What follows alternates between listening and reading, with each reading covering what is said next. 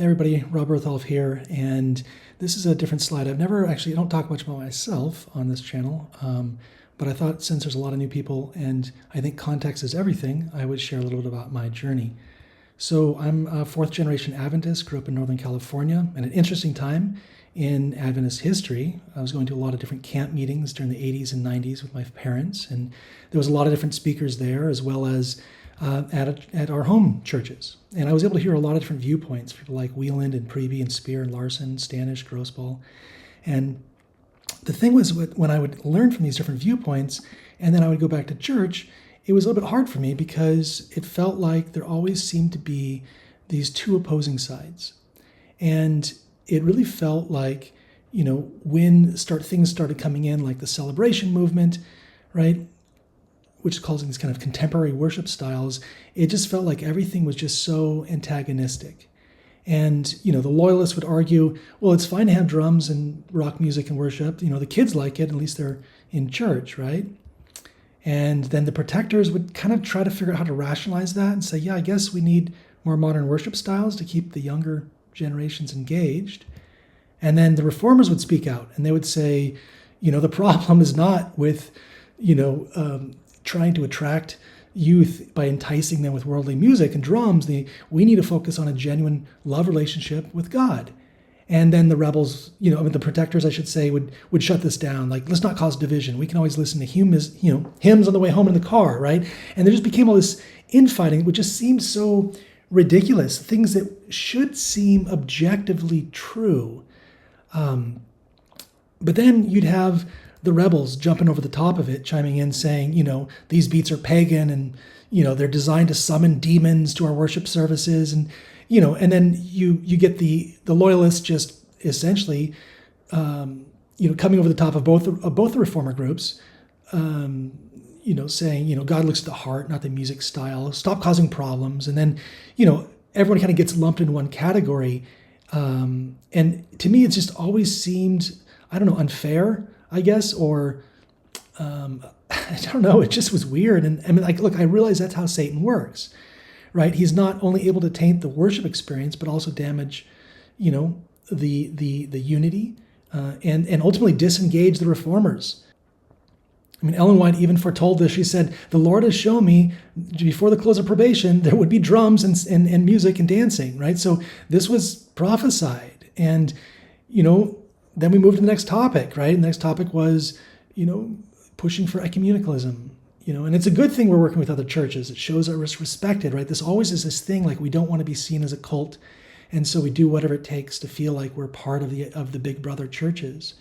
And then you have the protectors kind of rationalizing that to the group, like, well, I guess interfaith dialogue is, it helps us build relationships. And then the reformers are just like, well, true unity doesn't come from, from blending with other religions. True unity comes from taking firm stands, right? Jesus says, I'll come with a sword, right? And then you have the rebels saying, well, see, this is proof that the Adventist church is aligned with Babylon, and they're going to give us over to the Sunday laws. It's just kind of it just kind of feels again like this same situation. The crazies step in, and then the loyalists come over the top of them. You guys are all conspiracy nonsense. Just, if you don't like it, leave. And, this whole idea of ecumenicism, has, been foretold as well by Ellen White, right? There's to be no compromise with those who are worshiping on idol, Sabbath. I was told that men would employ every policy to make less prominent the difference between the faith of Seventh-day Adventists and those who observe the first day of the week. And yet we still do things that are contrary to Ellen White. And then people say, well, just stop quoting her, right? That the loyalists get all in tiffy. She's lesser light, they'll say, right? And by the way, please watch this video if you don't know what that means. But, it's interesting. It's like the only time that the rebels and the loyalists agree on something is when it comes to disproving Ellen White. And even so much, in the early 80s, there was a book by Walter Ray called The White Lie. And more recently, up until 2015, we even changed our fundamental beliefs to take Ellen White out of our fundamental beliefs as the Lord's messenger. and demoted her down from authoritative source of truth to someone with prophetic authority. And the promise is this idea that if we take her out as our Lord's messenger, where's our safeguards? Right? Also, Ellen White literally was told by God that she was the Lord's messenger. And I think what's so interesting is that when we look at every time Christ moves, a new church is formed, every church must have its own, its own artifact, its own document, its own instruction booklet. The Old Covenant had the Old Testament, New Covenant, New Testament. And our opportunity, right, is the spirit of prophecy. And there was a lot of these, going all the way back, ultimately, I would say, to questions on doctrines, right, back in the 50s. But then we move forward with Desmond Ford and Davenport, and moving forward to tithing issues in the late 90s, and the celebration movement. There just seems to be all these issues that keep popping up, and what happens is, you have these different groups and the infighting and how they handle these things. The two middle groups somehow, not taking a stand against the outer groups. And I think that's where and again, this is just my personal perspective. This is just how I felt, right? This is how I see things. I'm not an Adventist historian, although I did do a lot of research just for my own personal information. But my point simply is this is how I view things, right? I view that these, protectors are kind of confused by a lot of things, suffering from cognitive dissonance, and the reformers are checked out. They don't want to fight these uphill battles, right? And so what this happens is that these loyalists are now able to then dictate the terms, because many of the reformers just start doing home church and forming independent ministries because they just didn't want to be a part of this. And then it creates this huge vacuum in the church where, leaving this big gap that the loyalists and the rebels, jump right in and fill. And again, this is just my perspective, but this is what I felt growing up in the Adventist church. I felt like there was these two angry neighbors that were in the Adventist church together, but they hated each other. And they were constantly bickering until, one would do a power play and find a reason to kick the rebels out, to kick the let's get rid of them because we don't have any disagreements. And, the sad part about that is that then they would stand on their, kind of taking this moral high ground, theological high ground, and it starts feeling like Judaism to a bit. I don't know, to me, it just felt like, is this Adventism? And this is what I grew up as a teenager thinking, do I want to be part of this? Truly, right? And, it's like if we read about God as God of love, I don't see love in this church, right? And so it's just this, almost like, it feels like there's a system to push reformers out.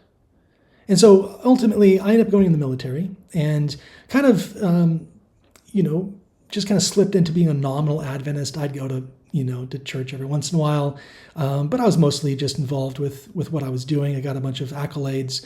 I then got out, invented some software, a bunch more validation and more accolades.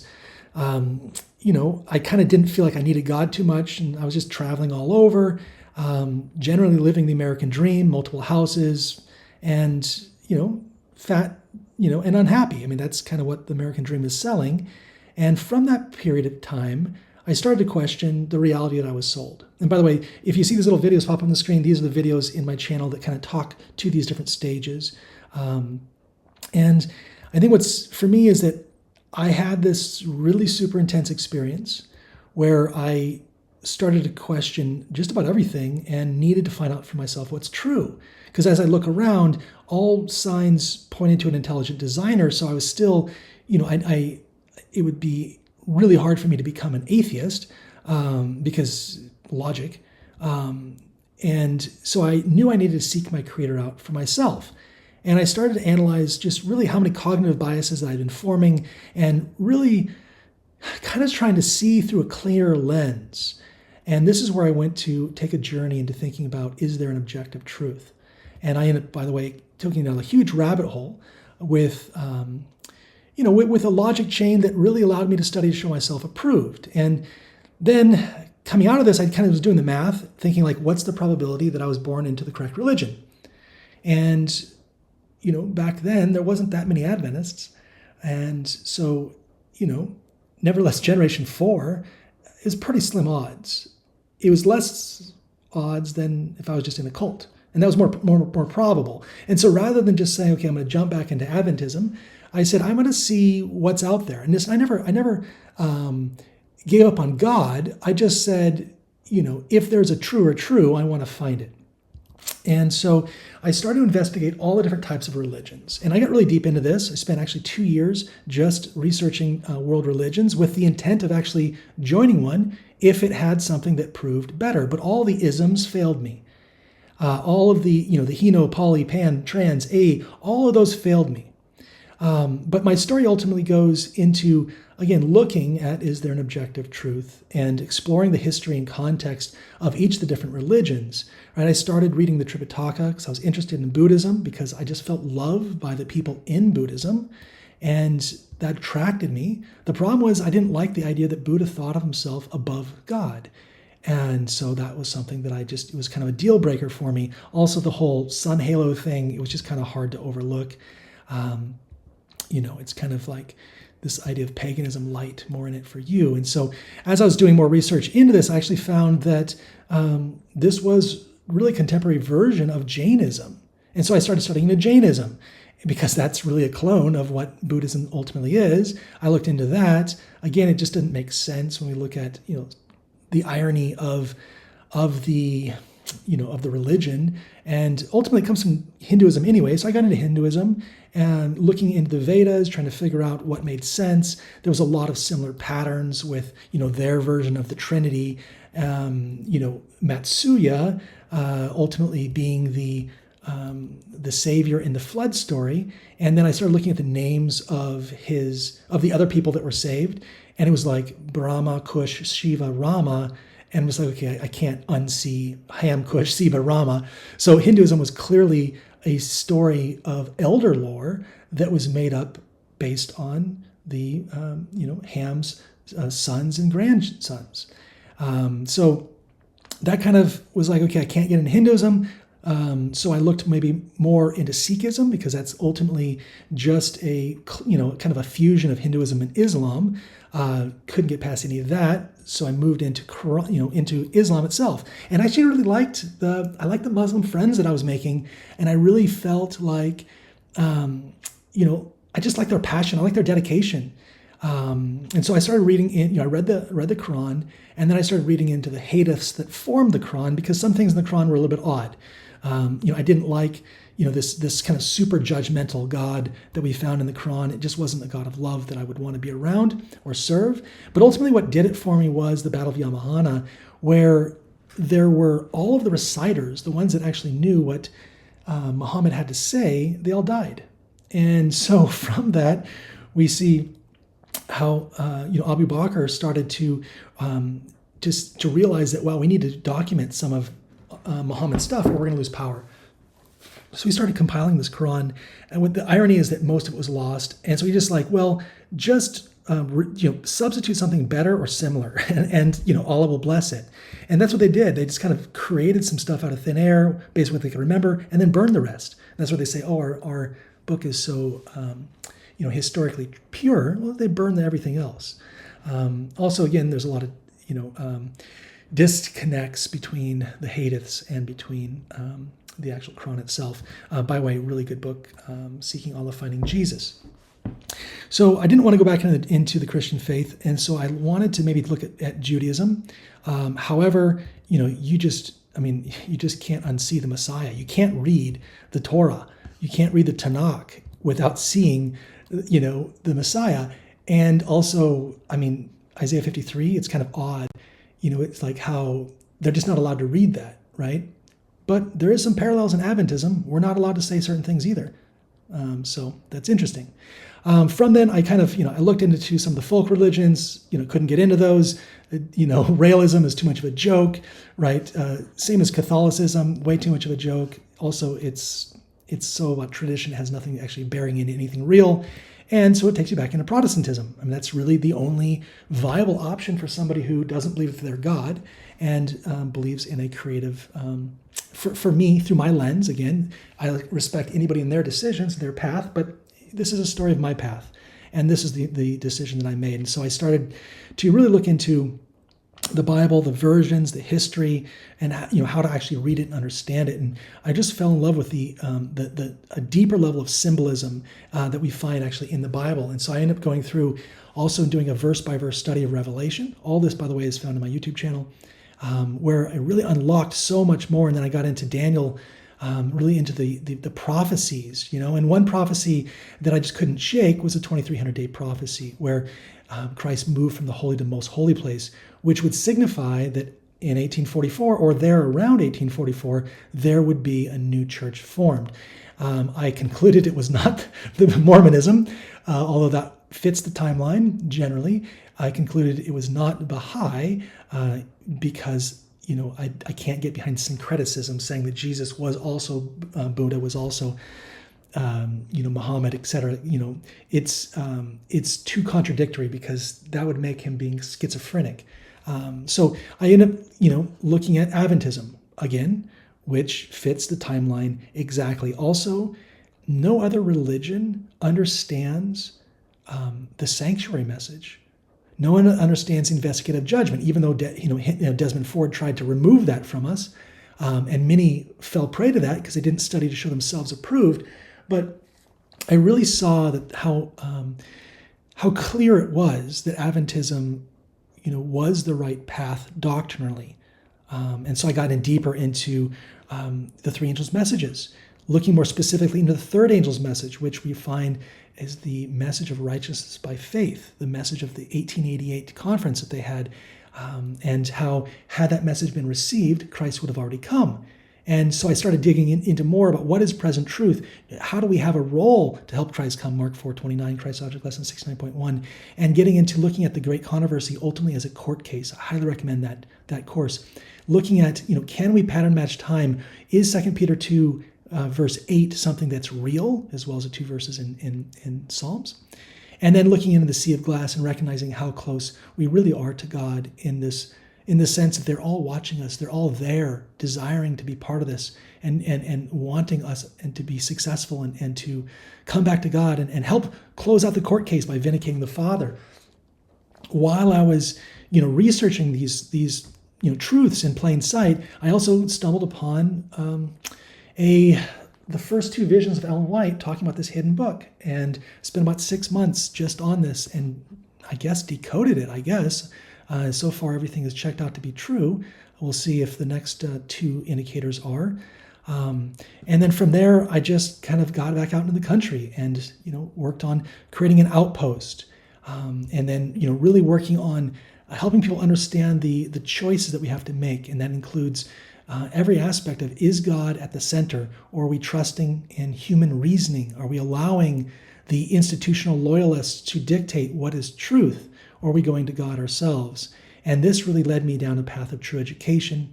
I ended up going to Romania and running a true education training center there for the last 2 years.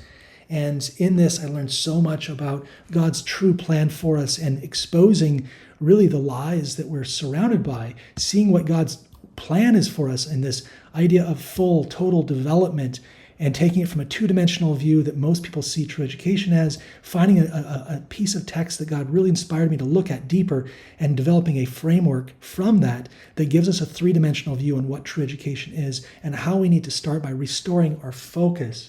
That's come back to putting God first and looking to Him at all things, and then developing our characters. That's the most important thing that we'll take with us. And finally, realizing our purpose to vindicate the Father and show love to others. And I started to see this idea, the framework of love, and how this is actually overlines with the three angels' messages. I used this to develop the curriculum that I taught the last 2 years at our True Education Leadership Training Program in Baravoy. And we have, take a look at our @Baravoy on Instagram if you want to see what we're up to. There's also an old YouTube channel. And really got into clarifying what true education is. I actually just finished writing a book not too long ago on cultivating the true educator mindset, where we talk a lot about the fit man, present truth, and understanding the role that we are to play.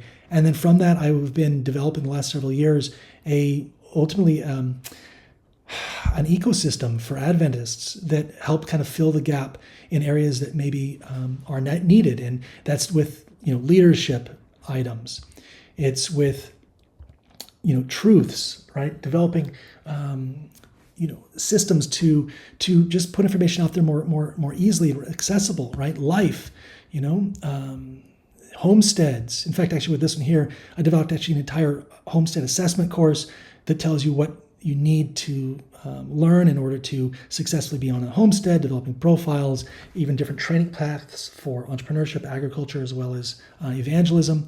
And with this, I even tried partnering with AdAgra. They were interested in it, just never pulled the trigger.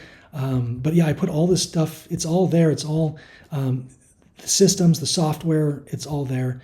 Then moving into Advent Ventures. And actually, this is something I'm working on now, which is developing entrepreneurship programs for missional entrepreneurship, even with entire systems to score businesses and wanting to develop a lot more with that. Getting into outreach programs, understanding we need to have a CRM for doing follow-up. We need to have a spiritual CRM, by the way, a missional CRM. We need to have different tools to help our users out. I'm actually right now working with a group to doing QR codes to put on top of Great Controversies and other books, right? And then finally, an Advent Outpost, building on an entire system, kind of like a WOOF system or an Airbnb, however you want to look at that, where we can then list our outpost, talk about what initiatives we have, and then be able to get people in on that and help with some of the things that we need done. Ultimately, that creates this Advent ecosystem. And I know that's a lot to go through very, very quickly, but really just the idea is that I've been doing a lot and I'm waiting for God to figure out, to show me so I can figure out, forgive me on that, I'm waiting for God to show me so I can figure out exactly what the next path is. And all that to say, I feel like I've got a lot to offer the Lord, but I don't feel like there's a place for me. And now, believe me when I say, I fully uphold the Seventh-day Adventist Church. I'm just saying, like, I just don't feel like I'm needed there. And so actually I put together just a few months ago, the irony of it all, I put together essentially a final message that I was going to give before essentially retiring again into obscurity and just being on my land and running a small school and, essentially building a love relationship with Christ, because that's the thing I want most of all. But there's always this kind of lingering feeling like I wish I could be more involved in the church. I wish I felt like I was needed there.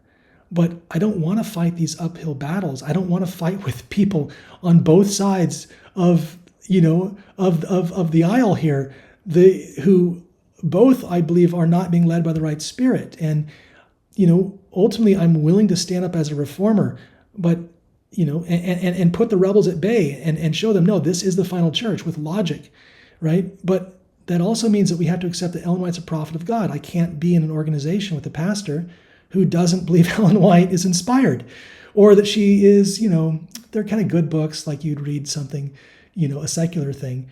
I also don't feel like we understand present truth. We need to be talking about righteousness by faith. And to do that, we need to understand that Christ actually took on our fallen human nature.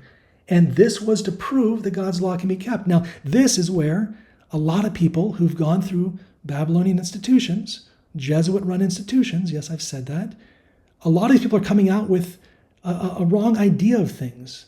And that's largely due to a movement in the 50s where questions and doctrines came out. But ultimately, if we really understand present truth, we read Revelation 14, right? It says, they have the patience of the saints, right? I'm learning patience. I need patience, right? They're keeping the commandments of God through having the faith of Jesus. And even that faith needs to be more than just faith. It needs to be based on a love relationship. And so there needs to be a group of people, and if you're wondering about this, watch the Great Court Case. It'll lay this out. There needs to be a group of people who can demonstrate that God's law can be kept. That's why they're on Revelation 14. They're on the sea of glass, right? Revelation, we see that in 7, 14, 15. We start seeing all these different instances of the 144,000 on the sea of glass, and they're giving a testimony, right? It's a testimony in the court case. They're saying, look, God's law can be kept. And that's what we're waiting for. But time is really, really short. And those that don't understand that, it's hard to be around them, candidly. And the other piece is that if we don't have true other-centeredness, if we're not harnessing, just the love that God is giving us and using that to show it to others, we'll never bring about the loud cry, right? Ellen White is so clear that, the most compelling, argument, I think she calls it, for for the gospel is a loving and lovable Christian. And so I feel like I'm just saying, look, like I'm here. I'm willing to, keep the rebels at bay, but we need protectors.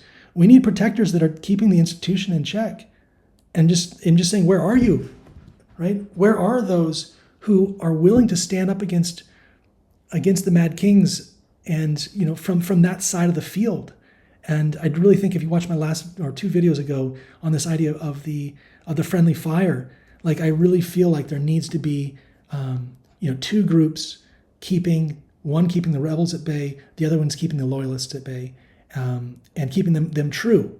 And that's what it comes down to. This is not about ostracizing. This is about understanding that there needs to be a group of people who are willing to stand up and take a stand for what's true. And they need to be able to speak truth to power. We need to speak truth to power. So I don't know where you are, but here's where I'm at. And, like I say, I'm not trying to grow my channel. I keep a low profile. I don't care. I'm doing everything I can for God, but if he has bigger plans for me, then I will willingly accept anything for he has. But I don't need the limelight. I don't need subscribers. I just want to do his will. So this was a little bit long, somewhat on purpose. But if you're still watching this, then maybe we should connect. Dear Heavenly Father, I just want to thank you for your goodness and for the way that you lead. And I ask, Lord, that you wake us up, give us the love we need in order to have the unity that we require, that you require for us to bring this all about, Father. And I ask forgiveness for where I've failed. And I ask, Lord, that you help us be used to show love to others and to encourage them in, Lord, not just keeping them at bay, but encourage them into the centrist movement. Father, Lord, I ask, Lord, if it is your will that we create this centrist movement, that you do it on your own. And I don't want to manipulate things to make this happen. And I just ask that you, Lord, I just ask you work with us. Help us to be co-laborers with you. In Jesus' name we pray. Amen.